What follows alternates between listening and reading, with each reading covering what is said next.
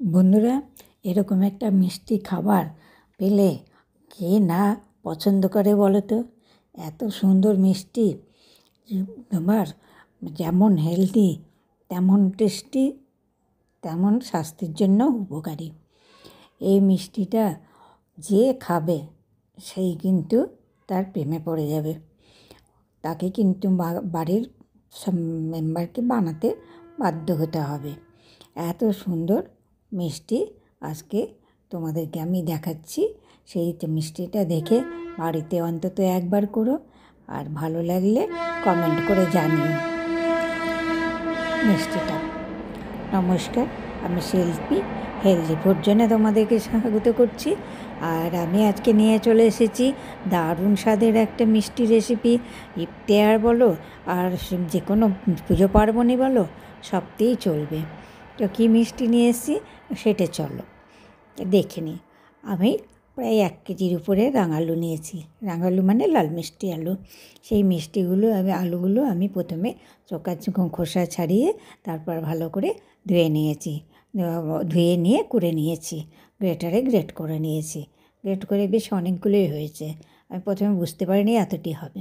যাই হোক, এইবার আমি সেটাকে কী করছি মিষ্টির জন্য।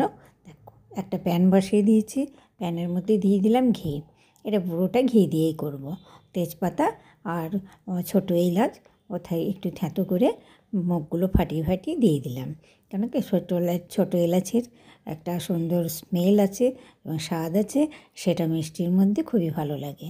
এবার রাঙালুগুলোকে আমি দিয়ে দিলাম, কোরানো রাঙালুগুলোকে গ্রেট করা। দেখো, এবার এইটাকে কিন্তু আমার পরিমাণটা অনেকটা বেশি হয়ে গেছে। পাত্রটা মনে সেই আন্দাজে একটু নাড়তে অসুবিধা হচ্ছে। এটা হচ্ছে কড়াইয়ে করলে মানে আর একটু ভালো হতো, তো প্যানেই করলাম আমি। পরে করে দেখা যাবে আবার কি করি। তো এই দেখো, তলটা একটু হয়ে গেছে, গরমটা বেশি হয়ে গেছিলো। যাই হোক, এবার তলটা যেন না ধরে যায় এদিকে লক্ষ্য রাখতে হবে। তো ধরতে পারিনি, সবে কালারটা একটু ব্রাউন টাইপের হতে যাচ্ছিল। এইভাবে কিন্তু নেড়ে নেড়ে রাঙালুটাকে ভেজে নিতে হবে এবং রাঙালুটা যেন মোটামুটি সেদ্ধ হয়ে যায় ভাজাতেই। এখানে কোনো জল টল পড়বে না।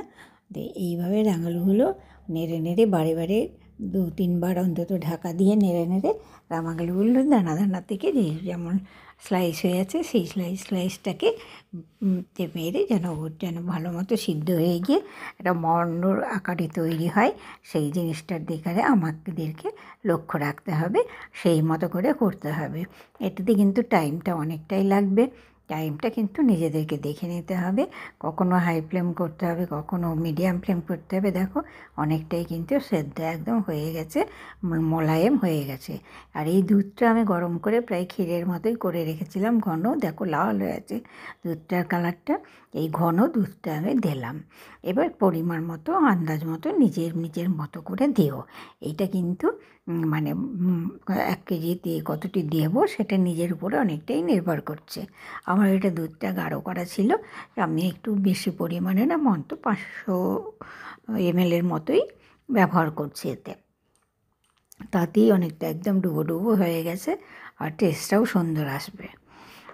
এটাকে যদি এই অবস্থাতেও কিন্তু কাজু কিশমিশ মিষ্টি দিয়েও খাওয়া যায়। এটা হয়তো একটু পায়েসের মতো হয়ে যাবে। পায়েসের মতো যদি করতে চাও তোমরা, তাহলে কিন্তু অতটা সেদ্ধ করবে না, একটু মানে আর একটু ভাজা ভাজা অবস্থাতেই দুধটা দিতে হবে। আর যদি মিষ্টি করতে চাও তাহলে কিন্তু এটাকে ভালো করে একবারে মন্ডর আকারে তৈরি করতে হবে। দিয়ে দিলাম কিশমিশ, দিয়ে দিলাম কাজু বাদাম, দিয়ে ভালো করে নাড়িয়ে নিলাম। তারপরে বাড়িতে তৈরি মিষ্টি একটু যদি বেশি করে কাজু কিশমিশ এগুলো না দেওয়া থাকে, তা বাড়ির সদস্যরা খাবে তেমন তো ভালো লাগবে, বেশি ভালো লাগবে। এমনি দিলাম আমি বাতাসা। এবার বাতাসাটা কেন দিলাম? বাতাসাটা দিলাম, চিনি দিলে একটা জল ছাড়ে। আবার একই তো জল মারতে দুধটাকেই ঘন করতে এত সময় লাগছে। এই বাতাসা যদি তোমরা মনে করো যে যখন কোনো কিছুর পায়েস করবে, তখন যদি মনে করে এই বাতাসা দিয়ে করো সাদা পায়েস, গুড়ের পায়েস বাদ দিয়ে, তাহলে কিন্তু পায়েসটা দুর্ধর্ষ হয়। যে কোনো পিঠা পুলি, দুধ পুলি এগুলো নিয়ে যদি এই বাতাসা দিয়ে করো, চিনির পরে দেখবে একটা জল জল ভাব লাগে সাইডে, সেই জিনিসটা থাকে না। আর গাঢ়ত্বটা বেশি হয় এবং দেখতে বেশ সুন্দর লাগে, খেতেও দারুণ টেস্টি হয়। উপর থেকে একটু দিয়ে দিলাম আমি এটা ঘি দিতেই হবে, তার কারণ হচ্ছে এটাকে আমাকে করতে হবে, আর ঘি আর দুধ দিয়েই হবে এটা। একটু ঘি দিয়ে দিলাম, ঘি দিয়ে আবার কিন্তু সুন্দর করে নাড়িয়ে নিলাম। তোমরা যদি মনে করো যে আমরা পরিমাণটা বাড়াবো, এর মধ্যে একটু অন্য কিছু মেশাতে পারো। একটু সুজি হয়তো একটু ঘিয়ে ভেজে রেখে দিলে, সেইটাকে মিশিয়ে দিলে একটু, সেটা দিলেও কিন্তু তার টেস্ট একটা চলে আসবে। এটাকে বাড়িয়ে আমার পরিমাণ সদস্য অনুযায়ী বেশি হয়ে গেছে, আমি কোনো কিছু মেশাচ্ছি না। তোমরা এর মধ্যে মেশাতে পারো সুজি, চালের গুঁড়ো, যে কোনো কিছু মেশাতে পারো।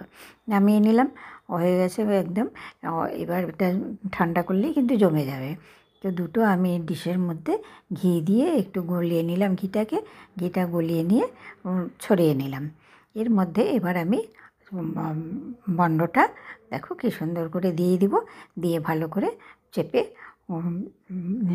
দিব, চেপে দিয়ে দুটোতেই রেডি করে নেব।